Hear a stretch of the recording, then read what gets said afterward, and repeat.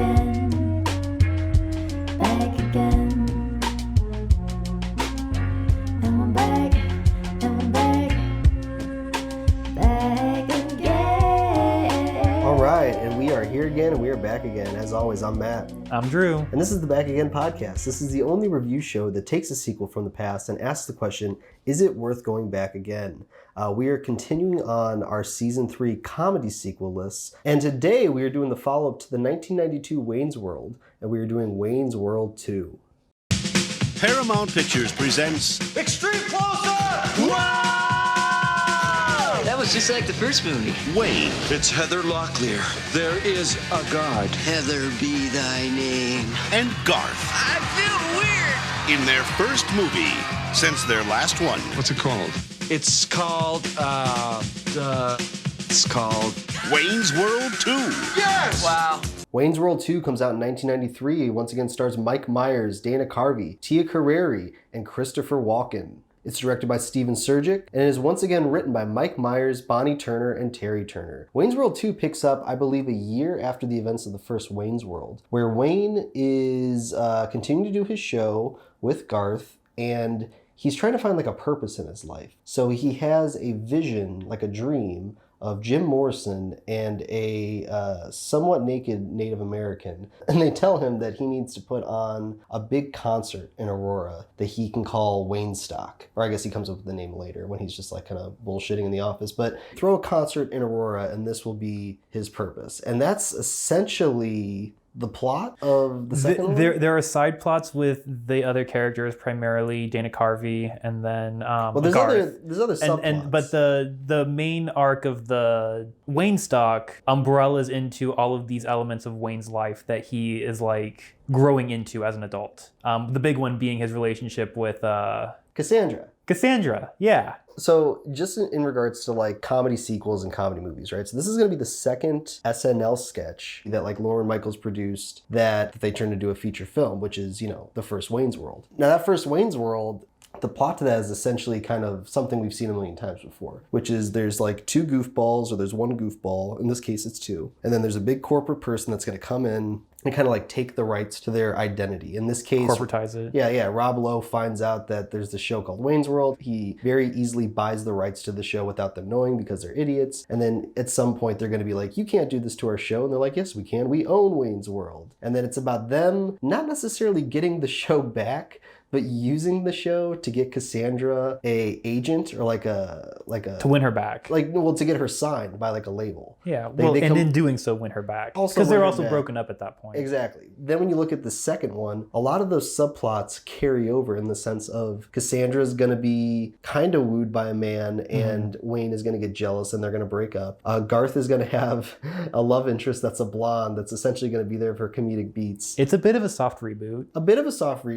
But they're hitting, those are big plot points that they're hitting again. They're hitting the big, Cassandra breaking up with him twice and that being a major plot point in both movies. Mm-hmm. That's redundant. Garth being so into, his arc really bends to him finding love because he's such a unlikable character. Or I mean, not unlikable, but off-putting. Well, so he that's done love, twice. He finds love multiple times because he finds love in the first one when it's shoehorned into the ending, when they're actually in like meta rewriting the ending. And then in the sequel, he finds love because she's using him. Yeah, but then he also finds love with the actual nerdy girl at the concert too, who works at his arc is fulfilled. After two movies, he finally finds someone. Yeah. But also what the biggest difference between these two is like in the first one, it's about establishing the show so that some corporate people can take them away. In the second one, it's already established that the show is like going on. They live at their studio now. Yeah. So then it becomes, all right, well, where's the conflict going to come from if it's not coming through the show? Well, I'll tell you, the answer is clear. It's going to come from the characters. It's going to come from, I was going to say Mike Myers. It's going to come from Wayne.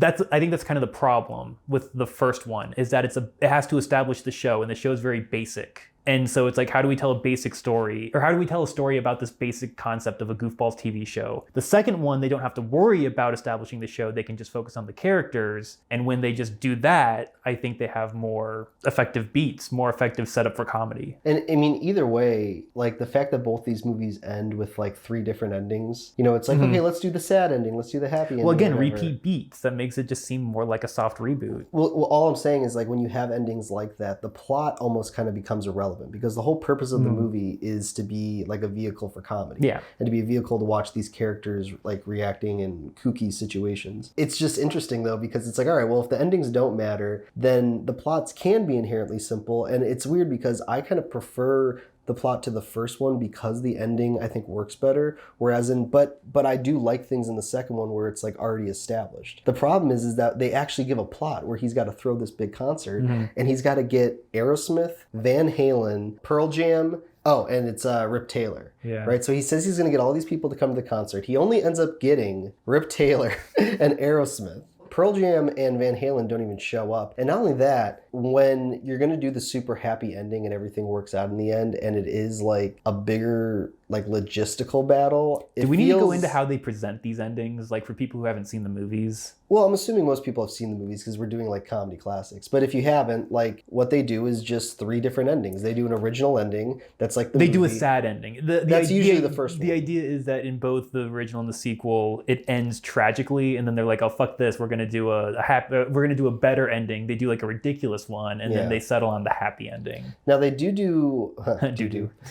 do the Scooby-Doo ending in the first one, but they don't do the Scooby-Doo ending in the second one, I don't believe. I don't remember what the third beat is. They just copy the 3 beats. Oh, it they was do Thelma and Louise. Thelma and Louise, yeah, okay. I like that one. Let's just keep going, Wayne. Okay, guys.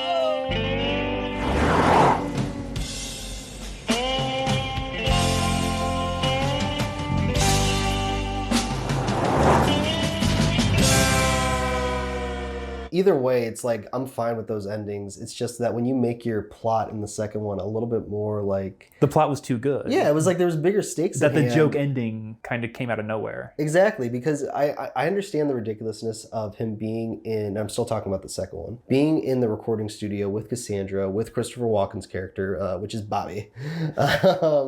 And while he's there, he's feeling like emasculated, Wayne is, because Bobby is like, you know, recording her album, and he's a very big music producer and stuff. It was smart to cast Christopher Walken because like anyone would feel inferior. Yeah, because I mean Rob Lowe is like, you know, gorgeous. I think that's his whole thing in the first one. But he had like no personality. He's a con man. But what I'm trying to say is like, so they're in that recording studio and he's feeling emasculated. So then he blurts out, "I'm going to put on like a concert because I had this dream," or whatever. And she's like, "Oh, who's going to be there?" And then he's like looking around the room and he says Aerosmith, and he says like Pearl Jam. And then even Garth is like, "Whoa, really? Who else?" Right? So his lie is getting bigger and bigger. So at that point, It's snowballing. And it's honestly funnier if at the end of the movie, if they're going to do that kind of quick ending that's just like a joke gag, have everyone show up, have Van Halen show up, have Pearl Jam. But not in the third ending, exactly. Like in the original. In the original, but like have all those people show up. Instead, they just get Aerosmith and Rip Taylor. And honestly, they only got Aerosmith because Aerosmith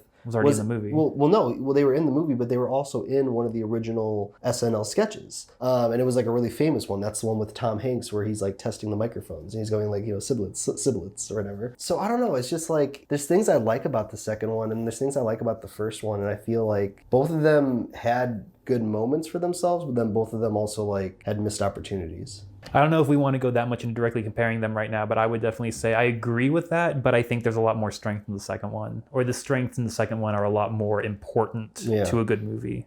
Because that ending, like, you're going to get a gag ending either way. It doesn't really matter how it's executed to me. The fact that, you know, the Thelma and Louise beat lands enough that I don't really mind. Rewatching both of these back to back, I will say, like, there definitely is a like directing like tone that shifts. And that first one was directed by Penelope Safiris. I guess that's her name, but she did a lot of documentaries and stuff, and she was already like an established director, but just didn't have a break yet. And I think that like after this, like I don't know, it just feels like a hungry director. Not to say that the second one directed like poorly. It's definitely much more comedically directed. Well, that's the thing is I think it's directed more like an SNL skit, the second one, which fits the comedy better, I would argue. And I guess that there is like... Because that's the thing is they're not doing indie movie comedy when they're doing these SNL skits. So, you know, I think it's interesting the way the first one's directed, but I think it's more complimentary in the second one. Well, the director of the second one, Steven Surgic, he directed a lot of like Kids in the Hall, yeah, like episodes. So he's already coming from a comedy background. Yeah. So I do think that Mike Myers is like better in the second one because of the way that it's directed, because the comedy is a little bit more like the focal point. Whereas in the first one, it was probably more focused on like making these two goofballs like live in a world or like some semi-realistic world that's like enjoyable for us to watch. Like it's a little bit more like grounded and like serious, I feel like. I guess there was a lot of controversy on the first one between Penelope and Mike Myers, where like she was like, you know, quoted saying that he was acting like a baby all the time and he was complaining that things aren't funny and that he was just like a pain to work with. And then she thinks that he had an influence on why she didn't come back to direct the second one. They've squashed that beef like over the years and stuff, but if you can like look it up and like, but in general, I'm gonna say I really think these movies are funny because of Dana Carvey. I don't know. It's definitely more like he's the niche comedy guy, and it's not for me. I think he's better in the second one because the plot is more ridiculous. Mm-hmm. He's a good character in those heightened scenarios because they like tease the like some of the sex jokes in the first one, but in the second one where it's like it's just Kim Basinger. What does she say? Like I want you to take me somewhere, and he's like, where can we go? I'm low on gas, and you need a jacket. Take me, Garth. Where? I'm low on gas and you need a jacket. I'm gonna be frank. Okay. Can I still be Garth? Because he's trying to seduce him. And it's just, he plays so much more to the comedy in the second one. And I guess here's what my point is. When his character, Garth, plays more to the comedy, I think he shines, and that's a really good performance. A lot of the first one, and still I would say a good portion of the second one, he's too underplayed. And I can understand them wanting to be like, they want him to be more of like a subtle performance, but I don't think that mixes well with the delivery he's trying to go for. He needs to be the main character. He needs to be the straight man in like a series of like just crazy circumstances happening around him. Mm-hmm. When he's the sidekick and everything's happening to Michael Myers, he really fades into the background for me, or the comedy just doesn't land. Well, I mean, I think they obviously work well as a duo. I just think rewatching these, I prefer like when it's just isolated Garth versus when it's just isolated Wayne, because Wayne, when they use him best when he's alone. Yeah, because Wayne, like the things that are annoying about his character, but just in general, like the fact that Wayne has this like beautiful girlfriend Cassandra, like it's believable why they're together, I guess, as far as movie rules go, but they don't even justify it until the second one, where he just flat out asks her, he's like, why are you dating me? Yeah. And she's like, oh, you're great, like other guys suck or whatever. It's like, okay, sure, whatever. But even in the first one, each movie contains like Wayne getting jealous or mad or just not being able to handle being with her, and he just like blows his shot, but then she just magically ends up with him at the end. So it's like they're destined to be together, it seems like. I feel like they're trying to do this thing with Mike Myers in general, and they always do this with like leading comedy men, whether it's like Adam Sandler or whatever, where it's like, oh, women just like love the leading man, but why even have like a love interest in this like world? Like I would argue that it works better. It was the 90s, everyone needed. I know, but it just works better when it's like the two of them being kind of outcasts and weirdos and just having these maybe random interactions with women, opposed to like, you know, when Wayne's at the office, I believe in, is it the first one or the second one where he sees Drew Barrymore as the receptionist? I believe it was the second one. Okay. When she's like she's like from Sweden or something like that, or Jurgen, I don't know. That's Sweden, yeah. They talk like that. Yeah, so she's from Sweden, and then, you know, Wayne just happens to know all this stuff about Sweden because he wrote like an 8th grade report on it. And then Drew Barrymore's like, I wish to make love to you one day because you know so much about my country. Like, I'm okay with interactions like that with these characters, where it's like other unique people being attracted to other unique people. It's just the effort being put in. Yeah, it's just like something kooky like that. And I think it would actually be better if that was like his love interest was like that Sweden girl. Or they had, something. well, they do the thing in the first one where he speaks Cantonese to. Oh well, yeah, he learns it in the first one to Cassandra, To and then he the calls her second one, Samantha. then the second one, he's just flat out speaking it when he's fighting his father. But the whole point of the first one is that he learns it to impress her. So it's like he does. Yeah. It's just they stop it. He doesn't do anything else to like keep Cassandra, like, for lack of a better word, like interested. But Mike Myers is not Mike Myers, but Wayne is such a insecure, petty character. And then the second one, it's the same kind of thing where it's like, oh man, I'll never be as successful or like, rich as, or have the connections as Bobby. I thought it was more so he can't live up to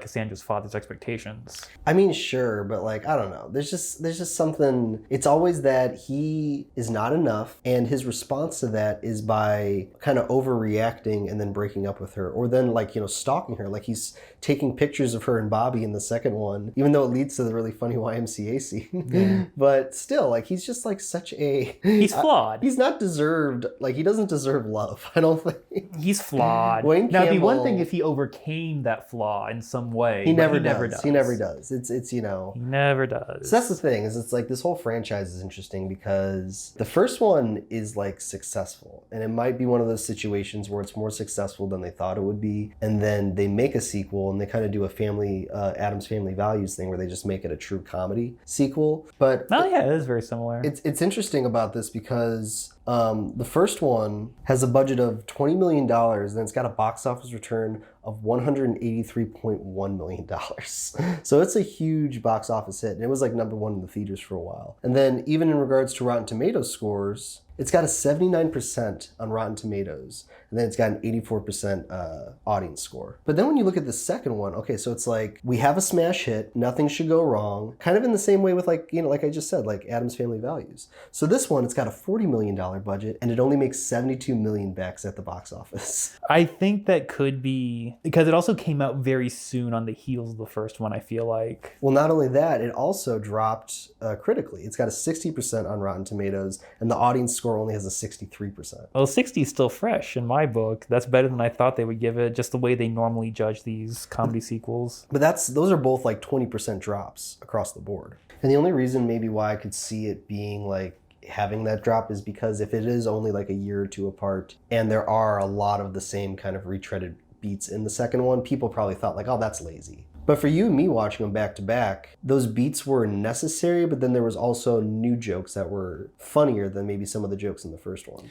I'll also just say, like, when they go back and revisit those beats, they do them better. The look for love is so much better. In this one, they give Garth a ridiculous girlfriend who just asks him to do something ridiculous in the sequel instead of, I don't even know what they do with the romantic interest in the first one for Garth. I know that they just end up together in the end when they do the happy ending. Yeah, she's just like a pretty like blonde girl that Garth like finds attractive. I think she's the one that he sings Foxy to in his head, like at the diner. Okay.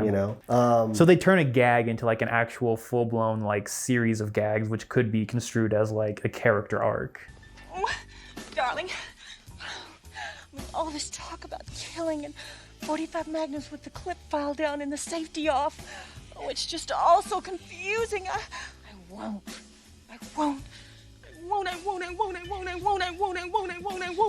let you. He is a dead man.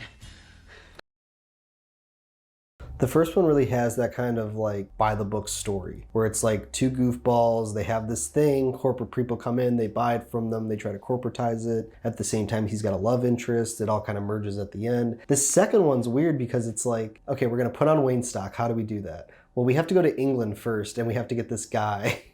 That's why it works.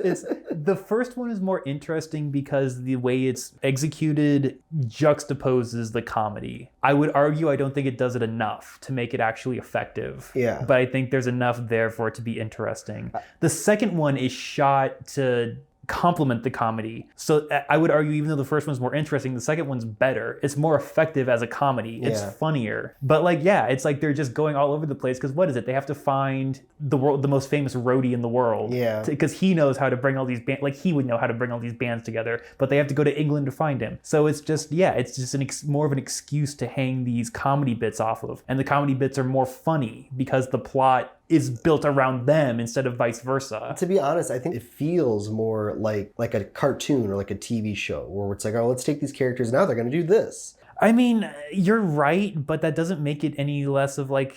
A one-off can still be a good sequel. But this is telling because this is actually the reason why the plot is the way it is in the second one. So apparently the original script for the second one was about Wayne and Garth like succeeding from the United States and starting their own country. But one of the executive producers didn't read the script and didn't know what the script was about. And when he found out, like it's something just wackier for the second one, he freaked the hell out. And then they were just like, okay, we'll just write a whole new script. And that's why it's definitely different from the first one, but it's still impressive that they rewrote that on the fly and they still got this. And it's still that effective. I don't know. I mean, in general, like looking at Mike Myers' career, I feel like he's probably more known at this point for like the Austin Powers than the Wayne's World. Like I do like the Wayne's World franchise. I'm glad that they didn't make a third one, even though that they have come back throughout the years, like on SNL and stuff like that. But rewatching this, there definitely was more of an appreciation for Dana Carvey as Garth than there was Mike Myers and the Wayne's World as a whole. As far as like the bits go in each of them, there are funny bits, whether it's him doing the fake like Oscar performance in the first one, trying to win Cassandra back, and he's splashing water in his face to look like tears. And then in the second one with just doing the Mrs. Robinson ending from The Graduate. I think the Wayne's World franchise is going to be looked back on more for like the little one-offs and the bits that they do within the movies than the actual like characters and how they live in this world. Like, and I like this in the second one where there's just people like walking back and forth in the street with glass and like watermelons and chickens or whatever. Like that's why I wonder if this is going to call back. Yeah, like that's why you go to this world. So that's the thing, is I think there could have been more bits in the first one with that tone. But I don't know. The second one is funnier and this is a comedy. So why is the first one more successful? Because, well, the first one's more successful because it's the first one, I guess. And also, you know, the second one had some stiff competition in the theaters when it came out. Came out the same weekend as Mrs. Doubtfire, Oof. Schindler's List, and The Pelican Brief. Ooh. But I mean, okay, so even if we're just going about comedies, like Mrs. Doubtfire, I was gonna say, that was huge. Everyone's gonna go see Robin Williams instead. So I don't know. I mean, it's definitely not as bad as Blues Brothers 2000, because at least like you have Mike Myers at the helm instead of Dan Aykroyd. Yeah. But I do feel in general that there is like a swing and a miss as far as the whole franchise goes. And also, just really quick to go back to this Del Preston in the second one. So they get this guy to help him put on the concert. What does he really do? He helps them get a stage built, and he helps them train like Chris Farley and the others of how to be like roadies, or like pick up the mic when it falls down. Mic when it falls down. And then he's got like stories about all of his like history in like rock and roll music. But he really doesn't do anything. Well, like, he's a funny character. That's his job. It would have been funny if they got this guy thinking that he was going to help, and then every time they go to one of these bands, the bands are like, oh, I'm not working with Del Preston. Fuck that guy. He did this to me. He did this to me. No. But that's like that's them actually trying to like tell a story. No, because then the characters are in on the joke in that case, and they can't be. Everyone has to think that he's a good roadie, even though he's not. I think you asked me also between the first and the second one, does Chris Farley's character, is that the same character in the first one and the second one? Where in the first one he's just there to dump exposition to Wayne and Garth about like where the music producer guy is going to be in his car. Growing up, more friends of mine quoted Chris Farley from the second one. I don't know, man. I hate my father. I hate my life. But I feel great, man. You guys are great. I'm gonna go pick a fight. He's gotten a lot better, don't you think? Way better. And to be honest, just to really quickly talk about Christopher Walken, he's definitely more memorable than Rob Lowe, I feel like, because Rob Lowe, like you said, is really boring, and he's being funny, I guess, in the sense of duping Wayne and Garth in the first one to sign over their business, and just in like the cadence in which he's talking. Because they do the thing where Wayne and Garth say, a sphincter says what? And he says what? And then they laugh. In the second one, it's funnier because they say it to Christopher Walken, where they go, a sphincter says what? And he goes, you want me to say what, right? And then they have that reaction like, oh, yeah, you're so big, you're so small. That was great. That was a funny bit, actually, right? You want me to say what? Like, I don't get it. Is that it? Is that it?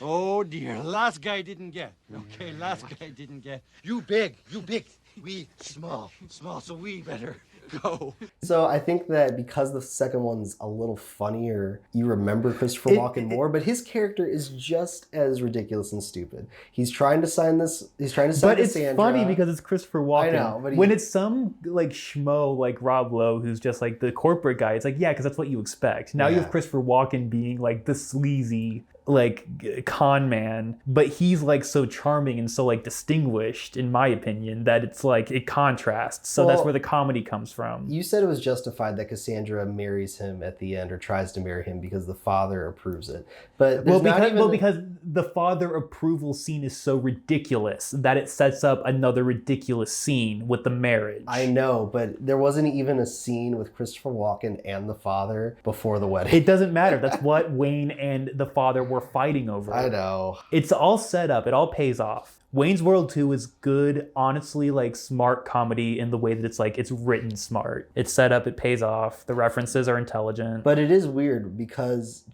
and we're going to get into the voting really quickly about this, but just even in regards to like a sequel, like, is this a sequel or is this just a soft reboot?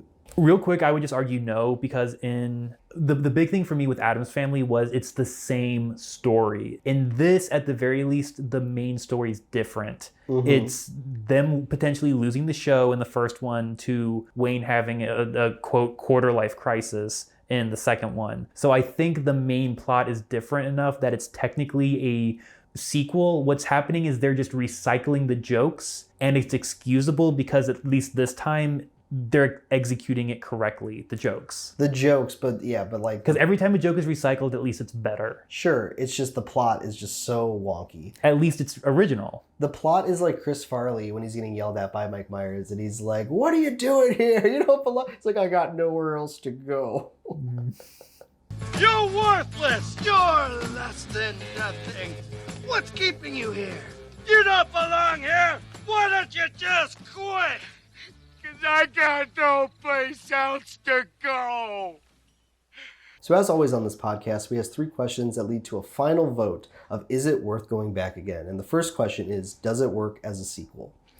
Kind of going into what I was saying before we jumped into the rankings, I'm going to say yes. Because real quick, the plot is different enough and the characters show, I'll say at least Wayne shows the potential for change when he's having this like internal conflict. Mm-hmm. I think a big thing that kind of makes this question a no is the characters haven't grown like between movies. Mm-hmm. And I would argue that Wayne hasn't either, but at least in the second one, he shows the potential for growth. So it's not a perfect yes, but it's yet enough of a yes. I'm going to go a little harsher, and I'm going to say it doesn't work as a sequel only because I feel like all the bands that he says in that initial pitch of who's coming to Waynestock don't show up at the end. That's like a technicality, though. But that's to me, that's like... Oh, set up and then not pay off. Yeah, set up and not pay off. And in a movie where there's not going to be that much payoff, and I accept that. There is. I think the comedy pays off. The plot doesn't. That's what I'm talking about. Yeah. When I talk about does it work as a sequel, I'm talking about the plot. Okay. And I'm saying like, okay, there is a little bit of growth. I'll give it that because he's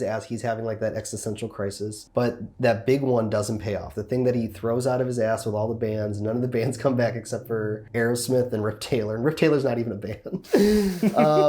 And then the second thing is the Waynestock thing, because I feel like you could have still had an existential crisis of what should I do, and you should have just done what's naturally the next step with their TV show, which is the TV show is like over and he has to figure out what he's going to do next as Wayne. Yeah. I'm fine with that. He already got like a 5-year success. Like this is the distant future. Exactly. He's had like 3 or 4 years of success and now he's got to find out what's next. So that's fine. So that point it's fine. He can still throw a big concert, or he could like try to find like a venue that he's going to own so he can have bands all the time or something. Mm-hmm. I don't care what it is. All I'm saying is that the Waynestock thing is really thrown in there, and if you're going to throw it in, at least pay it off, and they don't pay it off. Sequel. It sounds like this is a technical question. Does it work as a sequel? And you're saying like no because I don't like it. No, I'm saying no because they don't finish it. And even if you're going to do the lazy version of this, this, which is he's in a desperate situation. He pitches last minute, like just like pulling stuff out of his ass saying, I'm going to have this band, this band, this band. That's fine. If they just would have had those bands be there at the end, I would have said it worked as a sequel, but it doesn't. Like it's either trying to be a movie or it's trying to be a comedy, and it more so focuses on being a comedy, but the plot's too big for the comedy. I'm so lenient. I think it's fine. I think they did. So that sounds like it's going to get a check and an X. So the next question is going to be, is it enjoyable / entertaining? And I'll start off this one and I'll make it quick. Yes, I do think it's enjoyable / entertaining. I think it's funnier. I think there are more like bits, set pieces, character moments that are great. And in general, I think the movie, the way it's directed, is very kind of, I think there's more energy to it, because I think that's more so matching what Mike Myers and Dana Carvey are going for with their characters. So I do think it's enjoyable / entertaining, besides the issues I have with the plot. I think it's better than the first one. I think it is. The comedy pays off better. The only downside I can say to the enjoyability factor is seeing some repeat jokes from the first one. But if you're not watching them immediately back to back, I guess that's kind of the thing, is it's not a lazy callback if they're improving it. So I don't even think you could ding them for that. I remember a callback that you said that you didn't like in the second one, which is when they're playing hockey. And I didn't like, it's not that I didn't like it, it's just it was better in the first one. It was just, but it felt like a beat that they repeated just because that was them. But the point that they missed. Well, it was also like they were just delivering exposition. So it's like, okay, we need something interesting while we're talking about exposition. Let's just copy a beat from the first one. All right, we're playing hockey. But the first one's funnier because it's just them in the street, and they have to because they're playing in the street like kids. Yeah, and it's like car, and that's just. And then funnier. in the sequel, they're just playing in their apartment. Yeah, and it's right after Garth has had like sex for the first time or something, and it's that didn't pay off as hard for me. But it's still enjoyable / entertaining, even though it's not all the comedy hits all the time. Yeah, there's definitely, I think, more like references of comedy in the second one that might make it. You mean like, comedic references? Like no, like pop culture references. Like there's Jurassic Park, there's Thelma and Louise, Scooby-Doo in the first one. There's a lot in the first one too. I guess that's the thing. I felt like there were more in the second one. But either way, that sounds like it's going to... Well, I'll tell you what. I feel like the second one, either Mike Myers felt like he could improv more or he just was allowed to improv more. And I think it's safe to improv into references. Mm-hmm. So I feel like there were more references in the sequel because he was improving more in the sequel. I feel like when you improv, you kind of default. I think a lot of comedians kind of default to references. Mm-hmm. So that sounds like it's going to get 2 checks. So the last question is going to be, does it need to exist? And you can finish off this one. Yeah, because it's better. I also think it needs to exist. I do think it's funny. I'm going to finish my point real quick because I'm just going to put a button on it. You can't have a serious director directing the comedy. Yes, you can. In the first one. But you have to be in... You have to be in all the way. You can't be half in like Mike Myers was. Yeah. You have to trust the director. Exactly, yeah. Or you just have to like fight them, which is what he did. Yeah, okay, I'll take that back then. You can't have a dramatic director doing your comedy unless you're going to commit to that vision. Yeah. It doesn't seem like they did in the first one. They needed a redo. It didn't matter if they went all into the comedy or all into the grounded approach. They needed to pick one. They picked one in the sequel. They went with the comedy. It worked. That made it better. So then my question is why is this first one more loved than the second one?